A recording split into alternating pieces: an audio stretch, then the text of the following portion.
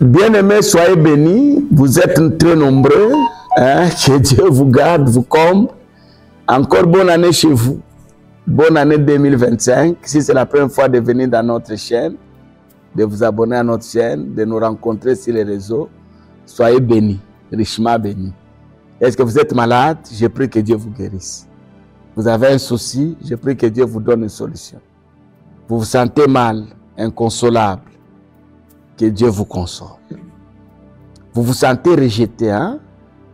Vous vivez la solitude, personne ne vous aime. Ni frère, ni sœur. Personne ne vous comprend. Personne. Je prie que Dieu vous couvre de son amour. Sentez Dieu à côté de vous. Si tout le monde vous a fui, que Dieu vous accueille. C'est ça ma prière pour vous. Soyez bénis. Nous sommes à l'heure de l'émission à l'heure du salut.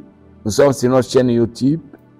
Merci de nous aimer, de nous accepter chez vous. Apôtre Marcel Momat, Église évangélique Mankaché, ministère. Vous pouvez aussi m'appeler si vous avez des questions, des suggestions. Appelez-moi. Il y a des gens qui m'appellent, on discute. Il y a des gens qui me posent des questions. Je réponds. Hein? Il y a quelque chose qui vous dépasse. Posez la question. Je travaille aussi dans le domaine de la délivrance. Il y a un esprit qui vous tourmente. Vous n'avez pas la paix. Vous avez besoin de la prière. Appelez-moi. On va partager. Que Dieu vous bénisse. Alors la fois passée, on a dit, que dois-je faire pour garder mon contact avec Dieu pendant l'année 2025? C'est ce qu'on a dit, non? Et on a dit, il faut s'attacher à Dieu.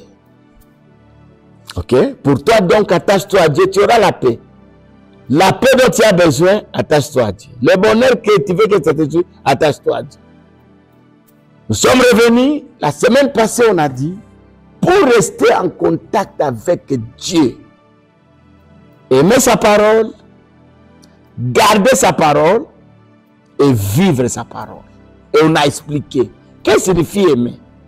Aimer, c'est-à-dire chaque jour, je dois méditer. Ça doit être ma vie. J'aime manger. J'aime méditer la parole. J'aime me laver. J'aime dormir, me reposer. Mais la méditation de la parole soit aussi parmi tes activités primordiales de la journée. On a dit, nous devons garder la parole. Garder la parole, pourquoi? Il y a des événements qui viennent nous secouer. Des problèmes qui arrivent. C'est un coup que nous recevons. Ce coup-là peut te pousser, t'amener à rejeter la foi, à abandonner la foi. Mais toi, garde la parole. Ta parole va te soutenir. Ah, dans cette situation, je dois me comporter comme ça. Et quand vous la gardez, vous saurez vivre dans chaque situation avec cette parole. Aujourd'hui, comment garder ma relation avec Dieu pendant l'année 2025? Je dois apprendre à donner les offrandes. J'aimerais dire à tous ceux qui me suivent, le temps de la fin, on nous amène des faux enseignements. Moi, j'ai entendu les gens dire qu'il ne faut pas payer la dîme. Ces gens-là ne vous aiment pas. La dîme, ce n'est pas la loi mosaïque. Ce n'est pas la loi mosaïque. Parce qu'on dit non, Jésus est venu accomplir la loi. J'aimerais dire aux gens, la dîme, c'est la loi hébraïque. C'est la loi d'Abraham. C'est la vie d'Abraham. Retenez ce que je vous dis. Or, Abraham, c'est la foi. La dîme, c'est un acte de foi. Ça n'a rien à voir avec la loi. Mais ici, on ne parle pas de la dîme, nous parlons des offrandes. Les offrandes ici que vous voyez, moi, ça fait longtemps que je sais le Seigneur.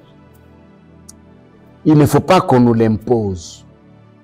Donnez, donnez, donnez, donnez, non. Un enfant de Dieu, on ne peut pas le pousser à donner. On ne peut pas. Mais pourquoi on vous enseigne? On enseigne pour qu'on mette la parole de Dieu en pratique. Si on continue à me pousser, c'est qu'on ne m'a jamais enseigné. L'offrande va vous maintenir en relation avec Dieu. Va maintenir votre contact avec le Seigneur. L'offrande, c'est un pilier de la foi. L'offrande, c'est que vous voyez. Vous savez, même les délivrances dont nous cherchons, nous l'obtenons par la prière, la délivrance. Mais il y a certaines délivrances qu'on n'obtiendra jamais par la prière. Il y a certains problèmes qu'on aura des solutions dans nos vies uniquement par l'exhortation. Il y a des gens qui viennent nous voir, pour leurs problèmes, nous prions. Pour les autres, pour leurs problèmes, on les enseigne. On les enseigne. Quelqu'un qui fume, vous pensez seulement la prière va l'aider à laisser la cigarette? C'est un démon sentimental qui est tenace, qui ne part pas si vite. Pour que ce démon-là parte, la prière a besoin d'être accompagnée d'un enseignement. Et quelle sera la nature de cet enseignement? C'est demander à ce monsieur ou à cette femme qui est liée à la cigarette d'être discipliné. D'être discipliné. Il y a certaines choses qu'on essaiera dans nos vies, certains péchés, pas par la prière, mais par le brisement. Il y a certaines choses qu'on obtiendra dans la vie, seulement avec l'offrande. Avec l'offrande. Au début de cette église, j'ai connu une maman, maman Marie Mondo, qui est même décédée. Elle vivait à Kinshasa. Elle est venue à Lubumbashi, là où moi je vis. On m'a mis en contact avec elle. On a gardé contact avec cette femme-là. Elle m'appelait. Elle était devenue notre partenaire au début de l'église. Même si le toit de l'église ici, il y a quelques tôles que cette maman avait acheté pour nous. Marie Mondo, elle est décédée. Je ne peux jamais oublier son nom. Il y a beaucoup d'années. Je crois qu'elle est décédée il y a plus, je crois il y a plus de 17 ans. Cette maman devait aller en Europe pour le problème de soins. Elle avait un problème de cancer des seins. Elle a demandé le visa, on ne lui a pas donné.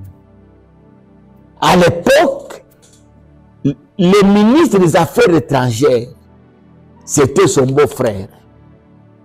Le ministre a amené son dossier, on ne lui a pas donné le visa. Elle devait aller à Bruxelles. On ne lui a pas donné cette maman-là. Elle m'appelle. Elle était à qui? Elle me dit, papa, ça fait des semaines. J'ai besoin d'aller pour les soins. On ne me donne pas le visa. On a tout fait. Le ministre est intervenu. On ne m'a pas donné le visa. J'ai dit à cette maman, si le toit de l'église, il manque quelques tôles, j'aimerais que tu poses l'acte de foi. Dieu pourra faire quelque chose. La maman a quel le message que je lui donne avec. Je lui ai dit, ah papa, merci. 30 minutes après, elle envoie l'argent pour acheter les tôles. Je crois à l'époque, ça devait être, si ce n'est pas 200 $, c'est 140 $, quelque chose comme ça, on devait acheter des tôles.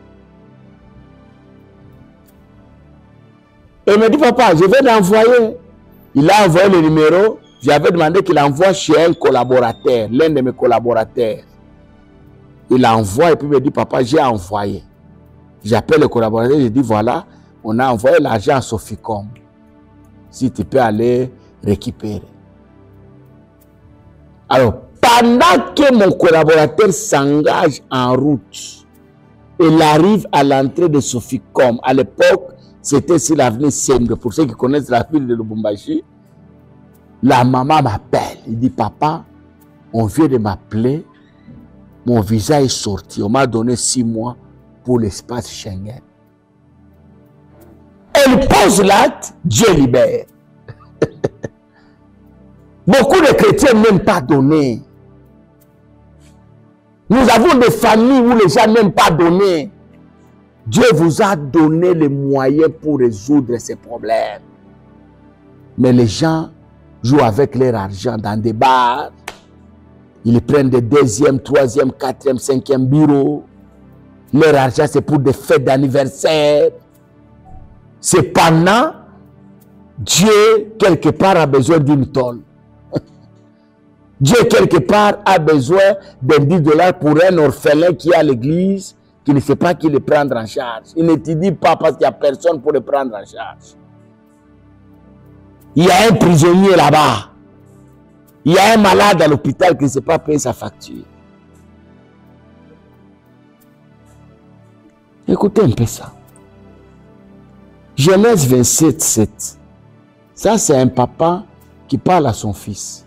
Un père qui parle à son fils. Il lui dit quoi? Apporte-moi du gibier et fais-moi aimer que je mange. Et je te bénirai devant l'Éternel avant ma mort. L'offrande déclenche la parole de bénédiction. Aujourd'hui, si ton papa t'appelle et te dit, voilà ma fille, mon fils, je sens ma mort venir, donne-moi à manger, je vais te bénir. Tu vas l'accuser partout. Papa, c'est un sorcier. Comment papa peut me demander quelque chose pour qu'il me bénisse? Mais ça, c'est la loi juive. Chez les juifs. C'est les juifs. C'est un modèle que Jésus nous a apporté. Hein. Toute la Bible que vous voyez a été écrite par rapport à la vie juive. Par rapport à la vie juive. J'aimerais dire à quelqu'un, bien aimé dans le Seigneur, apprenez à donner. Dieu a besoin que vous lui donnez. Moi, j'ai déjà dit à tous mes enfants de l'église, vous passez dans un quartier, vous trouvez qu'on est en train de construire une église, Dieu vous met à cœur d'acheter une tôle, achetez, déposez dans cette église. Vous ne savez pas ce que Dieu peut faire. Vous sentez le cœur vous dire faire, faites. Vous allez dans une église, on fait l'appel des fonds, vous avez été invité. On demande l'argent pour l'œuvre du Seigneur. Donnez. Mais vous ne posez même pas la question, qui va consommer ça, ce n'est pas votre problème. Et si vous avez quelqu'un qui vous décourage, qui vous dit, ne donnez pas, les pasteurs sont des voleurs, ils sont en train de s'enrichir, ils prennent votre argent, ils envoient leurs enfants en Europe. Bien aimé dans le Seigneur, dans tous les domaines de la vie, les escrocs ne manquent jamais. Jamais. Dans tous les domaines de la vie. Nous avons des gens qui s'appellent pasteurs, mais ils travaillent pour leur vente. Mais nous avons aussi des hommes de Dieu que Dieu a appelés et ils travaillent réellement pour le Seigneur. Ce n'est pas parce qu'il y a un bandit là-bas, au coin de l'avenue, que dans toute l'avenue, il n'y a pas des hommes sérieux. Ce n'est pas parce que parmi les billets que j'ai en poche, il y a un faux billet, que tous les billets que j'ai sont des faux billets. Et d'ailleurs, ça, je voulais parler aux enfants de Dieu. N'entrez pas dans des causeries, des débats qui suivent l'église. Grondez, refusez ça. Même sur les réseaux sociaux, ne partagez pas l'histoire qui suit l'église, qui détruit la foi des gens. Vous êtes chrétien, vous devez protéger la foi des autres. Oh, tu vois tel pasteur là, il dort au cimetière. Ça vous regarde encore. Qu'est-ce que cette histoire d'un pasteur qui dort au cimetière va déranger ta foi, toi? Toi qui es ange, ça va déranger encore. C'est sa vie. Laissez Dieu le juger. Laissez Dieu le juger. Même dans nos maisons, parfois la nuit, quand nous nous asseyons en famille, on est en train de parler à mal de l'église, parler à mal des hommes de Dieu. C'est une malédiction que nous cherchons. Si vous entendez quelqu'un parler toujours à mal de l'église, c'est un agent du diable. L'offrande nous soutiendra pendant les moments difficiles. Il y a toujours cette histoire de la Bible. Quelqu'un envoie dire à Jésus, dis ton maître que mon serviteur est malade. Moi, je ne suis pas digne d'aller vers lui. S'il peut dire seulement une parole, et mon fils sera guéri. Les gens qui donnent le rapport, les messagers là, les disciples, écoutez ce qu'il a dit, le monsieur qui nous a envoyés là, des qualités. Un, c'est lui qui a construit notre synagogue. Vous savez, il y a certaines motivations qui ne peuvent pas empêcher Dieu d'agir. Il y a certaines motivations. Parfois, quand j'ai pris là, j'ai dit, Seigneur, souviens-toi que pour toi, j'avais fait ça. Pour toi, j'ai pris les veuves en charge. Je les ai nourris. J'ai nourri l'orphelin. J'ai bâti ton église. Le métier qui nous a envoyé là, hein, il a construit notre synagogue. 2, il aime notre pays. Hein? Quand la Bible parle, donne certains exemples, il faut se saisir de ça. Apprenez à donner l'offrande. Qu'on ne vous pousse pas. Qu'on ne vous demande pas. Parce que la parole de Dieu vous enseigne à donner. Quand vous sentez, faites. Moi, il y a des choses que je n'aime pas dans ma vie, même dans nos familles, ce sont des choses que je condamne. Vous êtes à l'église, vous avez besoin d'un amplificateur. Vous avez besoin d'un synthétiseur. Le prédicateur se tient debout, il nous faut 1000 $ pour le synthétiseur. Si vous êtes à mesure de donner 1000 $, donnez seul. Il ne faut pas commencer à attendre que les autres. Moi, je donne 5. Non, non. Même en famille. Les choses que vous êtes à mesure de faire seul, faites-les seul. Dieu va vous bénir. On veut enterrer quelqu'un, le cercueil c'est 1000 $. Hein? Non, qu'est-ce qu'on va faire? Le cercueil c'est 1000 $. Moi, j'ai 1000 $ en poche, je donne. Mais les autres vont attendre, non, non, je vais attendre d'abord, je vois comment les autres vont donner. Non, mon frère. Dieu t'a donné pleinement, agis pleinement.